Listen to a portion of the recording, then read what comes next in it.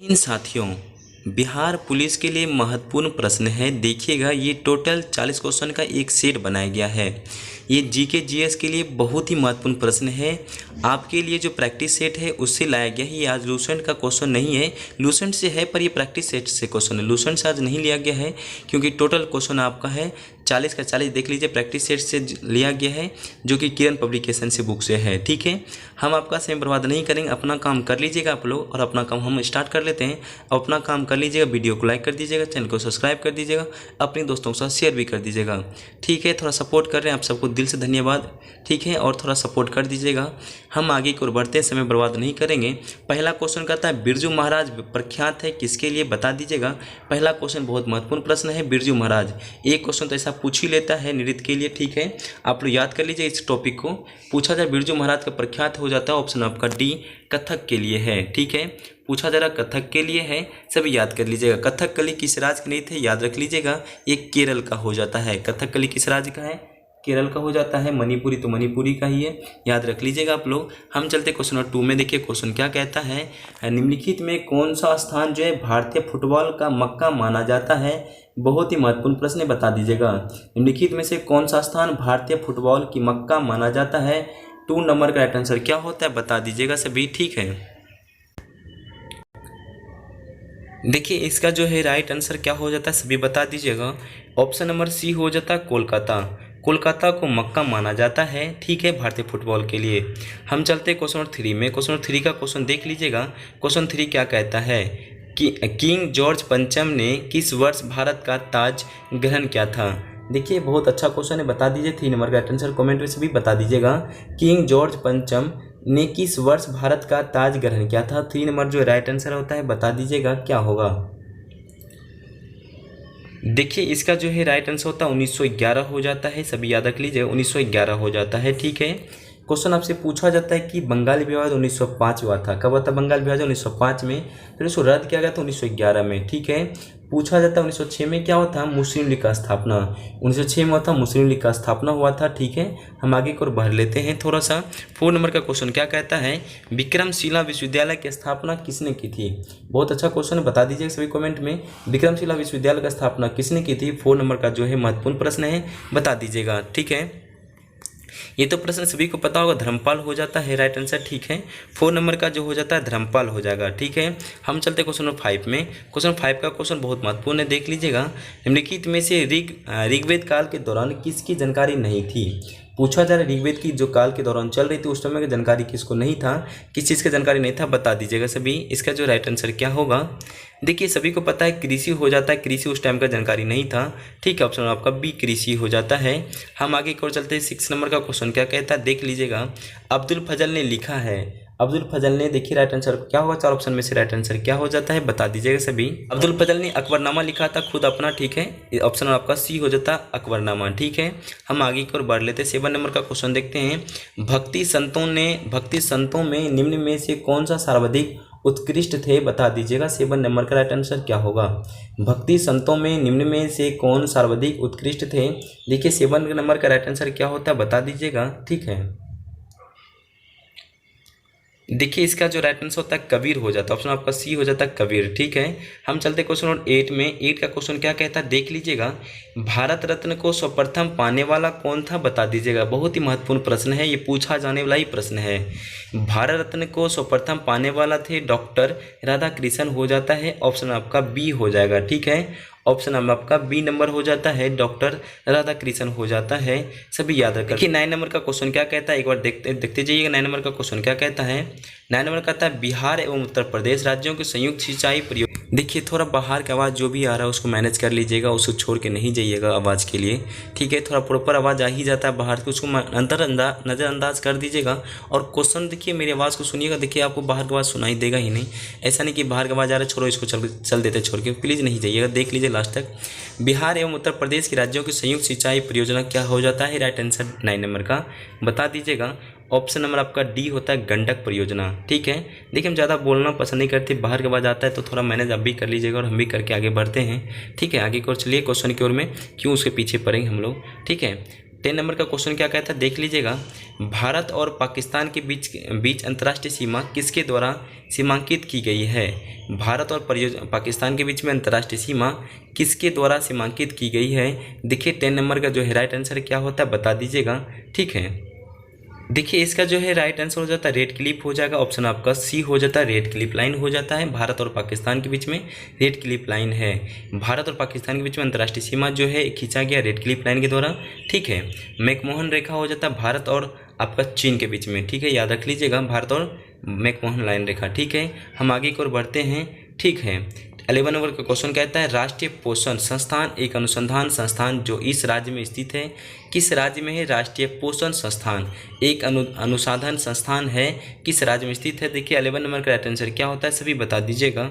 ठीक है, देखिए ये जो है राज्य आंध्र प्रदेश हो जाता है। ऑप्शन आपका ए हो जाता है, आंध्र प्रदेश हो जाता है। 12 नंबर का देखिए क्वेश्चन क्या कहता है देख लीजिए। 12 नंबर का भारत में पनडुब्बी में जल यात्रा करने वाले पहले राष्ट्रपति थे, याद बता दीजिएगा। भारत में पनडुब्बी में जल यात्रा करने वाले पहले राष्ट्रपति कौन थे। देखिए 12 नंबर का राइट आंसर क्या होता है बता दीजिएगा सभी। ठीक है, ऑप्शन आपका बी हो जाता है, डॉक्टर एपीजे अब्दुल कलाम हो जाएगा। ऑप्शन नंबर आपका बी हो जाता है। ठीक है, ऑप्शन नंबर आपका बी हो जाएगा, डॉक्टर एपीजे अब्दुल कलाम हो जाएगा। ठीक है, हम चलते हैं 30 नंबर का क्वेश्चन क्या कहता है देख लीजिएगा।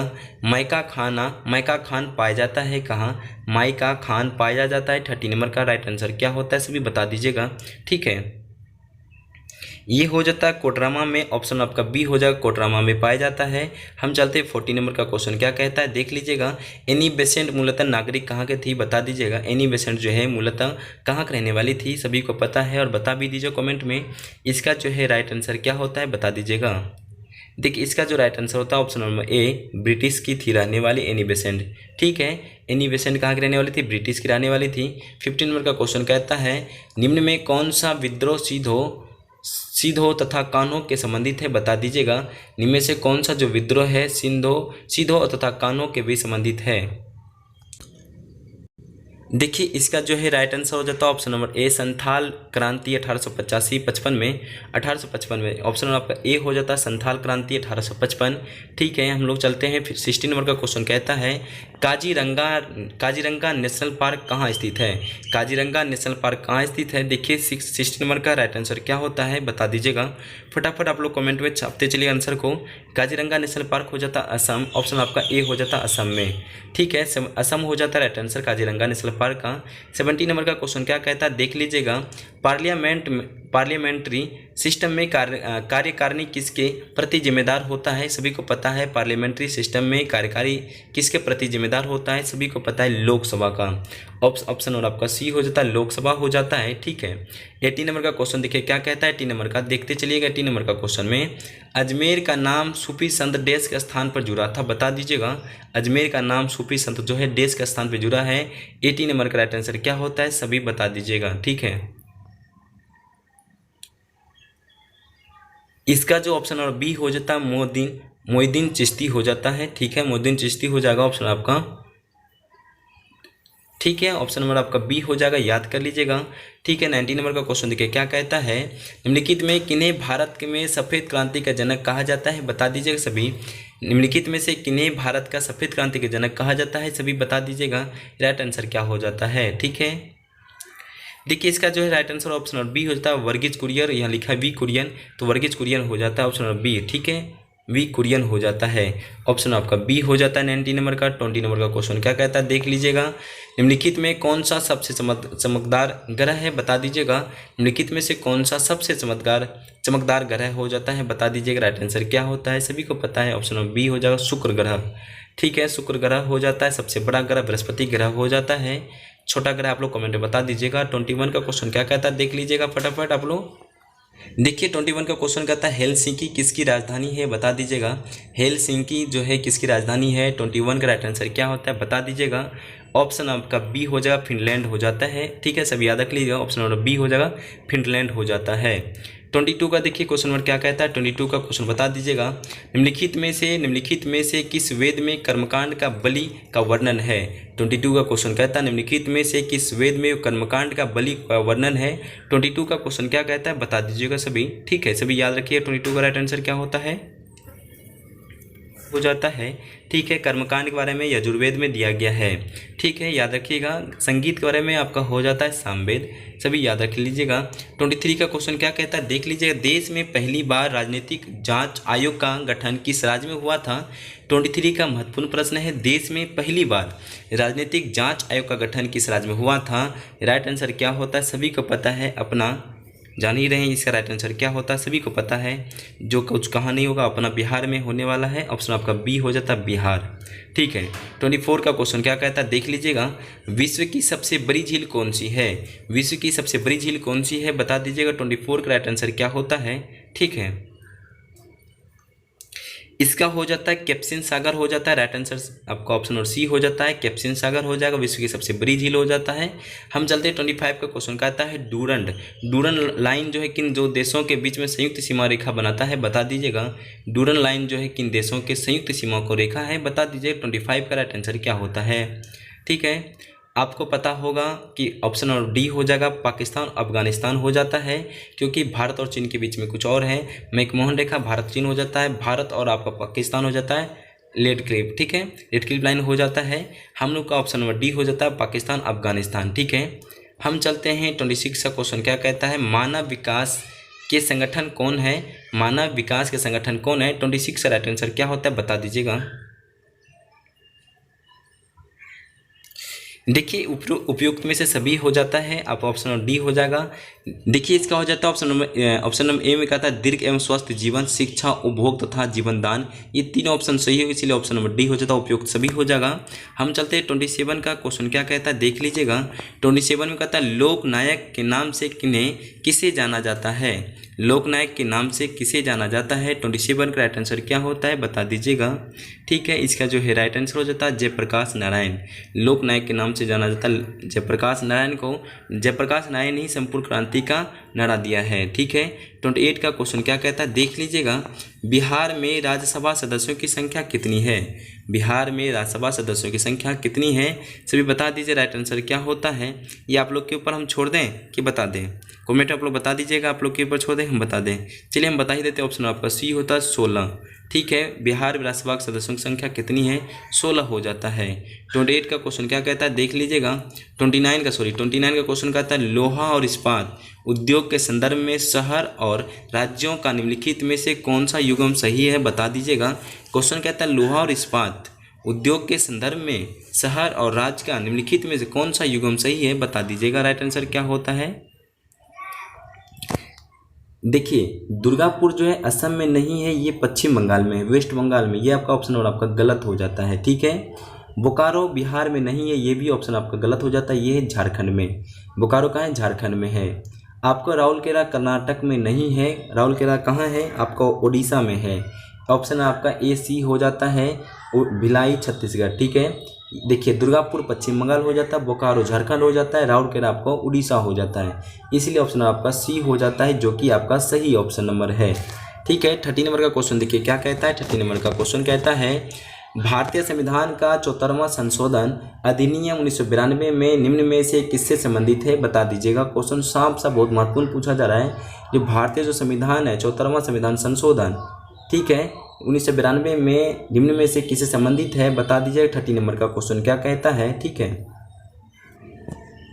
देखिए इसका जो राइट आंसर होता है ऑप्शन नंबर ए हो जाता है, नगर पालिका हो जाता है। राइट आंसर नगर पालिका हो जाता है, याद रख लीजिएगा। 31 का क्वेश्चन क्या कहता है देख लीजिएगा। 31 में निम्न में से किसका संबंध तीसरे अंगल मैसूर युद्ध और भारत में लोक सेवाओं की शुरुआत से हुआ है बता दीजिएगा। 31 का क्वेश्चन कहता है निम्न में किसका संबंध जो है तीसरे आंग्ल मैसूर युद्ध और भारत के लोक सेवाओं की शुरुआत से है। 31 का क्वेश्चन क्या कहता है बता दीजिएगा, बहुत महत्वपूर्ण क्वेश्चन है। ठीक है, देखिए इसका जो है राइट आंसर होता है लॉर्ड कॉर्नवालिस हो जाता है, ऑप्शन आपका सी हो जाता है। ठीक है, लॉर्ड कॉर्नवालिस हो जाता है। 32 का क्वेश्चन क्या कहता है देख लीजिए। 32 में कहता है मौर्य वंश ने निम्न में से किस राजवंश के बाद मगध पर शासन किया था। 32 का क्वेश्चन क्या कहता है देख लीजिएगा। मौर्य वंश ने निम्न में से किस राजवंश के बाद मगध पर शासन किया था। 32 का राइट आंसर क्या होता है बता दीजिए सभी। देखिए इसका जो है राइट आंसर होता है ऑप्शन नंबर ए, नंद राजवंश हो जाता है। सभी याद कर लीजिएगा, नंद राजवंश हो जाता है। मौर्य वंश ने निम्न में से किस राजवंश के बाद मगध पर शासन किया था? राइट आंसर हो जाता है नंद राजवंश हो जाता है। ठीक है, 33 का क्वेश्चन क्या कहता है देख लीजिएगा। लॉर्ड रिपन द्वारा हंटर कमीशन की नियुक्ति किस वर्ष की गई थी? लॉर्ड रिपन द्वारा हंटर कमीशन की नियुक्ति किस वर्ष की गई थी? सभी को पता है, बता दीजिएगा ऑप्शन में। ऑप्शन नंबर क्या होता है राइट आंसर? इसका जो है राइट आंसर होता है ऑप्शन नंबर डी, 1882 ईस्वी में। ठीक है, 1882 ईस्वी में आपका हंटर कमीशन की, ठीक है, नियुक्ति की गई थी। ठीक है, 34 का क्वेश्चन क्या कहता है देख लीजिए। 34 का क्वेश्चन कहा जा रहा है कि मानव शरीर में सबसे छोटी ग्रंथि कौन है? मानव शरीर में सबसे छोटी ग्रंथि कौन है? 34 का राइट आंसर क्या होता है सभी बता दीजिएगा, बहुत ही महत्वपूर्ण प्रश्न है। ठीक है, इसका जो है राइट आंसर हो जाता है प्यूटरी हो जाता है। ऑप्शन आपका डी हो जाता है प्यूटरी। ठीक है, मानव शरीर की सबसे छोटी ग्रंथि प्यूटरी हो जाता है। 35 का क्वेश्चन क्या कहता है देख लीजिए। 35 का क्वेश्चन कहता है रॉकेट किस सिद्धांत पर कार्य करता है? रॉकेट जो है किस सिद्धांत पर कार्य करता है बता दीजिएगा। 35 का राइट आंसर क्या होता है देख लीजिएगा। देखिए राइट आंसर आपका ए हो जाती है, न्यूटन का तृतीय नियम हो जाता है। ठीक है, याद कर लीजिएगा। पूछा जा रहा है रॉकेट के किस सिद्धांत पर कार्य करता है? ऑप्शन नंबर ए, न्यूटन का तृतीय नियम। ये प्रश्न है लेटेस्ट क्वेश्चन, इसलिए पूछ लेगा, बता भी दीजिएगा। ठीक है, 35 में से कितना सही होता है बता दीजिएगा, क्योंकि